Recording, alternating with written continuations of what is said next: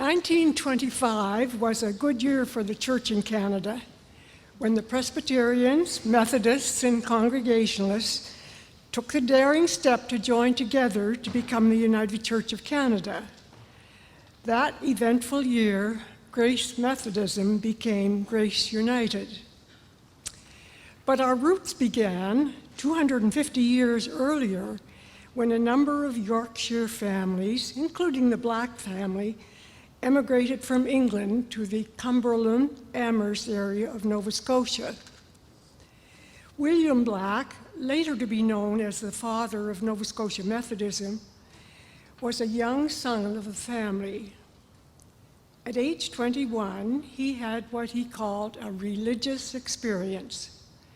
He felt called to preach the gospel, to lead people into the light, and to help them find salvation through the saving grace of Jesus Christ. Preaching first to his family and then to his neighbors, and then soon he spread to rural communities all over the Maritimes. Transportation was primitive, so Black became the original circuit rider, arriving by horseback, by canoe, or by walking or snowshoeing hundreds of miles. He would preach in homes or barns or from a stump in a clearing in the woods. The field was wide open and before long became too much for a roaming preacher to handle.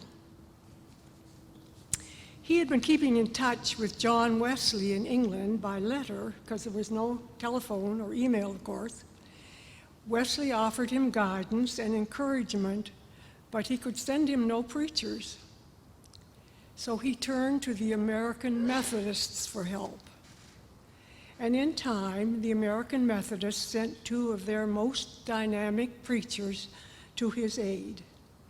And Freeborn Garrison was one of them. A small group of Methodist believers was already meeting in Dartmouth at the home of a Mrs. Moreland, just a block from here. And we're told that Freeborn Garrison, this dynamic preacher, would row across from Halifax on a Sunday afternoon to preach to this small gathering. It grew from a home to the Quaker Meeting House to a school, and when in 1853 a Halifax layman, George Starr, offered to pay half the cost, the original Grace Methodist Church was built on this site. Almost destroyed by the Halifax explosion in 1917, the cornerstone of our present building was laid 100 years ago in 1919. In the manner of John Wesley's Methodists, in each settlement that a preacher visited, he would organize what they called a class meeting, a core group of men and women under a respected local leader. They would meet regularly in a home for instruction, for prayer, for guidance, and sometimes chastisement if someone's behavior did not measure up to the strict Methodist code of conduct. Thus, the Spirit was kept alive in these scattered communities until the return of the preacher, often months later. In the little group in Dartmouth, Nathaniel Russell was this lay leader, and there's a plaque on our wall which honors his contribution. In a memoir written by his son, he says, "My father was circuit steward and class leader. He built the wood fires, led the singing, and was superintendent of the Sunday school. He also took up the collection, and if there was a deficiency in the minister's salary, he probably made up the difference." So when you pass the plaque on your way out, give a nod and a thanks to Nathaniel Russell, a good man, so key to the growth and survival of our early congregation. Having been involved in Grace United Church for 70 years, I've had lots of time to ponder what part of us at Grace comes from our Methodist heritage.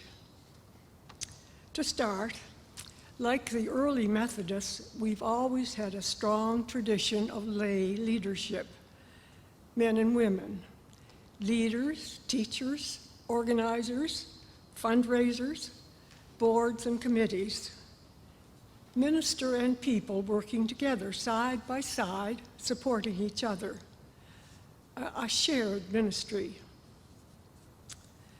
We love our music, our choirs and concerts, bands, singing hymns, music very much a part of our worship. John Wesley and his brother Charles, who wrote many of the hymns we sing, would smile on us with approval. The Methodists were admonished, too, to look after the poor among us, and we take our outreach very seriously. Our food banks, Margaret's House, Bryony House, Alice Housing, Leprosy Society, Brunswick Street Mission, and much more. Our outreach is very much a part of our church's mission. And we do enjoy our social times, our coffee hours and suppers, open mic, any excuse to have tea and cookies and conversation. The Methodists called this Christian fellowship. We're good at that. We enjoy each other and we care for each other. There is a verse in Psalm 16 that says, "The lines have fallen for us in pleasant places. We have a goodly heritage." So on our anniversary Sunday, we take our time to reflect on that heritage, and we give thanks.